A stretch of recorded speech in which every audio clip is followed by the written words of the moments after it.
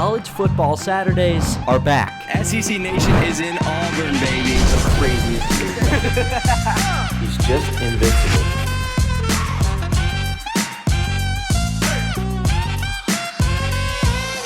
What is good, everybody? Welcome to Invincible, the show where we tell the tales of our biggest athletic talents who are striving to be invincible on and off the field. My name is Vince Wolfram, and I am so stoked that you're here. I'll be really honest. When I was looking into starting this show, I didn't know who in the world would be my first guest. How would I get an athlete to sit down with me to do a show, which at the time was just an idea? What sport should I do? What team? What athlete is so uniquely Auburn? That is when it hit me. The man who is, in somehow, some way, connected to all sports. The football games, the basketball team, and the baseball promos would not be the same without him. He is the face of the Jordan-Air video board, the engine that fuels the Auburn jungle, and the man that turned the crane kick into a lifestyle. He returned to Auburn to hoist trophies in the month of March and to be an icon without a shirt dancing in the student section. I sat down with the man himself, Auburn basketball center Dylan Cardwell. Let's hear his story. So today we're going to talk everything about basketball, and then we're going to have some fun at the end with some speed round questions from Augusta, Georgia, home of the Masters, and also home of the Peach Jam. Right? Yeah, home of the Peach Jam. I know you played in the Peach Jam twice, after your sophomore and after your junior year. Yeah. But before you were dominating on the court, you were dominating off the court with the mop. Yep, I mopped as a ball boy from 7th all the way to 6th to 8th grade. So I had my whole middle school career. I mean, I taught Michael Porter Jr. played, Wendell Carter Jr. I sat by Chris Paul and sat by his kids like 3 summers straight. And then actually I ended up playing with Chris Paul, which was cool. What does that look like, a 6'6" ball boy? Yeah. That's bound to be different. They're like, he's doing the wrong job. I cut close to a lot of coaches. The coach from UNC, Hubert Davis, we had a friendship and I was like in 7th grade. Like, he didn't know me as a basketball player, he just knew me as a person. And then from there you pursued the Oak Hill option, which for those who don't know about Oak Hill, it is essentially an NBA factory for high school kids. Yeah. Going to Oak Hill was one of the biggest lessons of my life, and I got to see, what an NBA work ethic looked like, and seeing Cole Anthony and Cam Thomas just work out relentlessly. It was just like, man, they're dedicated. So that's where I kind of found my love and passion for the game. And I saw, our first open practice. There were 40-something college coaches there. And that had to have helped you too, AAU circuit, playing for AOT with big names, Sharif, Brandon Boston, and at the time, those guys were running AAU. Yeah, I learned by taking my work ethic to the next level. Like, when I tell you, we used to do 5 a day. So, we get up, we do 1,000 push-ups and sit-ups, but really it was like 500. We were like, his dad told you 1,000, but he wouldn't watch us. So I'm like, I'm not doing 1,000. So we all do like 500 push-ups and sit-ups every morning. Then we go and shoot. We have AOT practice. That's the second workout. We have a lift like at 8 o'clock at night, and then we go to the gym, and then we come back and have a swim workout. Did you sleep? Oh no, we got back from we got back from the gym usually like 1 in the morning, and then we finished the pool workout at like 3 in the morning. So we'd be going to bed at like 4 or 5 a.m. after playing cards. So. That was a big help for my work ethic, because it made the grind, like second nature. So, like a senior year would have happened, but for you, things sort of went awry, not as according to plan, because you decided to leave Oak Hill to go to McGee. What's crazy is that I had this list. There was 10 goals. My first goal was to pray every day and get closer to God. And he only accomplished one goal on that list, and it was pray every day and get closer to God. He did that by taking away basketball. What pretty much happened was there's a spoken rule. It's not written down, called the IMG rule. It's for football. So you can't play in Georgia, leave Georgia for a prep school, and come back. It was a football rule though. And then I was the only player to do it from basketball to come from a big school, and they got offended that I left. All that was out of my control, but I had like a great year off the court. I kind of developed my personality. I remember seeing highlights too. It was like, the Sharif Cooper layup. And, there's this guy on the bench, he's going crazy out of his mind.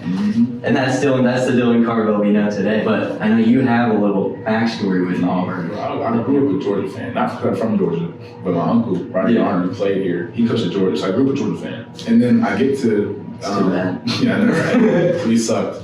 I get to 6th grade, and he switches over to Auburn. That started in 2013. Oh, it's a great year to start, right? Exactly. And what's crazy is that I was at the kick 6. when he crossed the 50-yard line, I was like, oh, we're not getting touched. Yeah. So I literally jumped up. I had my popcorn in my hand. I jumped up, ran to the field, like through the Tigers den, and ran on the field. And like by the time I got outside, he had just crossed the end zone, the line of the end zone. I looked to my right, and like people were jumping over. So I'm like, oh, I guess it's cool. I'm just great. I didn't know. I just ran on the field. I was like one of the first people running the field. I was like probably like I'd say a top 100 people running the field. Wow.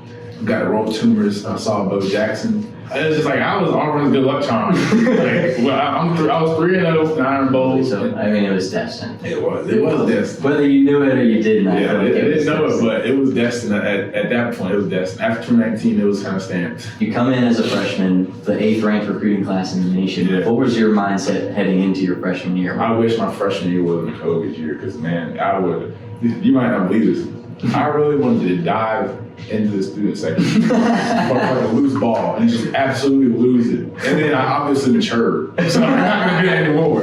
Like I look back at the games, like those games were so quiet. Like the fact that you could hear the ball Pin bounce. drop. Yeah, you hear the ball bounce, the sneakers squeak. You hear like obviously you hear BP anywhere. Right. You can really hear BP. Like And since then, the jungle's back, and it's your son. And I love the jungle. I hope the jungle loves me back. Oh, easily. Man, I love the jungle. Did you have a favorite game from last year? Obviously, there was a lot. Alabama. At Alabama. That's simple. Speaks for itself. Get the little bros out of here. And I love hitting the crane on them. And I didn't know Jabari or Katie. We're all behind you doing the same thing. So like I did it. I'm like, yeah, I did it. I look around, I'm like, oh, this looks hard. I did it. Yeah. This is so fun. I think I hit the crane like for 15 minutes. I went to every side and did a crane. There you go. So that's all the questions I had basketball-wise. Yeah. Little speed question run right here. So, all right, you ready? Yep. All right, go-to karaoke song. Oh man, Trapped in the Closet by R. Kelly. Would you rather have a game-winning dunk or a game-winning block? Dunk. So what was the last song that you listened to? Praise by Hezekiah Walker. And what was the strangest food you've ever eaten? Goat yogurt in Israel. Which one of your teammates would you let date your daughter? None of them. Which would you not let date your daughter? All of them. What is your favorite social media platform? Instagram. Do you have a go-to emoji? Shades emoji. What was your first ever job? Getting buckets. He loved his first job. Do you have any hidden talents? I can play piano, guitar. I can do this. Hold on. Dang. It's after practice. Yeah. We get it. There you go. Yeah, I deleted. What is your favorite? There you go. I just folded under pressure. Yeah. There we go. Now we're talking. Don't fold under pressure, professional. Favorite day of the week? Dang. Saturday. Saturday is off day. And it's college football. Speaking of college football, student section or general admission? Oh, that's obvious, man. Student section. Are you sitting there dancing? I'm doing everything. I'm dancing. You don't get loud or quiet in there? Loud. Shirts or no? No shirts. None at all. You think what I'm thinking? Yeah, Jumbotron, man. You know what I'm saying? Big shout out to my man Dylan for sitting down with me. He is just awesome. And you know who else is awesome? Marty Smith, Ryan McGee, and the SEC Nation team. We had an amazing opportunity to work with these incredible people on our own set here at Eagle Eye TV last Friday and on their set on the SEC Network on Saturday. If you're a real one, you saw it at 8:30 a.m. on Saturday, but if not, have no fear. It's the next segment here on Invincible. Roll the tapes. Marty and McGee are here at Eagle Eye TV on the campus at Auburn University in the shadow of Jordan-Hare Stadium. I'm excited because you are going to go into the studio and do what you do, which is be on TV, and I'm going to do what I used to do. I used to be a producer. Yeah, that's a wrap, boys. So whatever I say, you're going to do it. Pray for me. Yeah. Can Marty hear me? I can. 3, 2, everybody go. And welcome back to Sports Night in Auburn. Auburn volleyball stays perfect after a sweep this weekend at the UAB tournament. The Tigers' 17 blocks against Troy matched the program record for blocks and set the record for most blocks in a 4-game match. You get blocked on social media. But I get blocked on social media all the time, so I'm used to getting blocked. Auburn football spent the week stoking the flames of the rumor that the team would break tradition and wear orange jerseys for the Penn State game. How about just put War Damn Eagle right across the back shoulders? Well, the best thing I think that they should do, they just put War Damn Eagle Right across the back. Absolutely. Hey, Jakai, did your granddad play here? Jakai, I couldn't help but notice your last name. Did your grandfather, Takeo, play here? Oh, don't say grandfather. He's bigger than you. He's not your grandfather? Vince, do you think that Takeo might come to my house and just stomp me? He might tackle. He definitely tackled you. Takeo's a wonderful, wonderful person, and his neck is bigger than my waist. With a sold-out crowd expected at Jordan Hare this weekend, it's a good reminder that Auburn University supplies free shuttles. Routes will run from Duck Samford Park. Didn't you just jump in a duck pond? I did just jump in a duck pond. Game day on the Plains looks a little different this week with the national media coming to town to cover Auburn's big game against Penn State. This is going to be the best As part. a reminder to all students and fans, SEC Nation is in town. It all gets started at 8 with the Ryan McGee Show. Yeah. Y'all know who Ryan McGee is? Do you know who Ryan McGee is? I don't. You're watching Sports Night in Auburn. Yeah. There you go. It felt good to be back in the big chair. How'd I do reading that prompter? Hey, you did awesome. Thanks to everybody, Look by at the you way. two. At You look Eagle Eye amazing TV. today. And look at there. There Vince and Jakai right there. Hey, thank y'all. Thanks for coming in. Hey, thanks, fellas. We appreciate it. SEC Nation is in Auburn, baby. Thank you guys for coming on our show yesterday, and we are so blessed to return the favor with you guys today. And listen, Vince, I gotta tell him, my dad wasn't too happy about that video he received yesterday. Let's talk about it. Marty, I cannot believe you trying to put me out there like that. Oh, no. I'm a grandfather. How could you? Marty, me and you are close to being the same age. You look older than me. But you know what? We'll settle this when I see you when you get back to the studio. And even if you don't come back, I know your schedule. Let me tell y'all something. Line, right on the neck. If there is one guy that I ain't trying to mess with, it's Grandpa Spikes. No way. No, it's the thickest neck in the history of college football. What a sweetheart! I've been such a huge fan of Takeo's since he was here. We were so excited. When we get to SEC Media Days, we were like kids. Does he work with us now? We were oh my so gosh, excited, he's so man. excited. So there you go. And Jakai has so much talent. Vince has so much talent. They are going places so fast. Yeah. Your futures are very bright, my friends. Yeah, the whole crew. I'm excited being a part of it. I just wanted to say a huge thank you to our friends at the SEC Network, Barron, Randy, Amanda, Michael, and many, many more for allowing us to be a part of this event and see the best of the best at work. Thanks to Marty Smith and Ryan McGee for having a blast with us and sharing the stage. It was an experience I'm sure we'll never forget. And to the SEC Nation team, host Laura Rutledge, Paul Feinbaum, Roman Harper, Jordan Rogers, and Tim Tebow, you all crushed it as usual. Your influence means more than you know because new professionals like myself and many others strive to one day follow in your footsteps. A lot of good football was played this weekend, giving us some awfully iconic moments. The thrilling Hail Mary that gave Appalachian State a win over Troy and the celebration in Boone that followed. The Washington Huskies upsetting Michigan State in Seattle, and the first win of the Marcus Freeman era for the Notre Dame Fighting Irish up in South Bend. And that was just college. NFL gave us some fire games too. The Monday night matchups were some good ones. Bills Mafia ran all over the Tennessee Titans, 41-7. Bills wide receiver Stephon Diggs is the second player in Bills history with 100 receiving yards in each of their first 2 games of a season, joining Andre Reed back in 1991.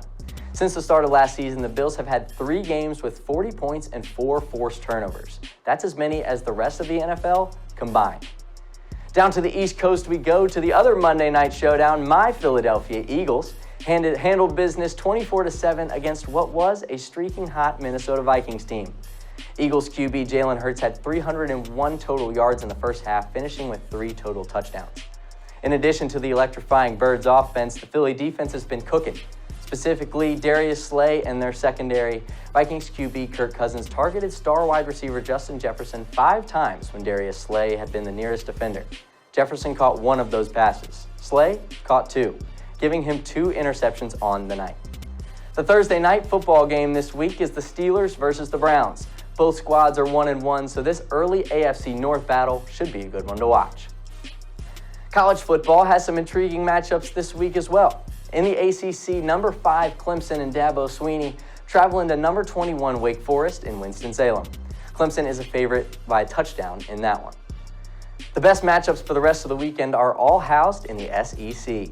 2-1 Missouri pays a visit down here to the Plains for an 11 a.m. against Auburn. Auburn will be without starting quarterback TJ Finley, so you will likely see backup quarterback Robbie Ashford, or maybe even some snaps from Texas A&M transfer Zach Calzada. Next, number 10 Arkansas at number 23 Texas A&M in College Station. That atmosphere will be entertaining. Despite the order of AP rankings, A&M is favored by 2.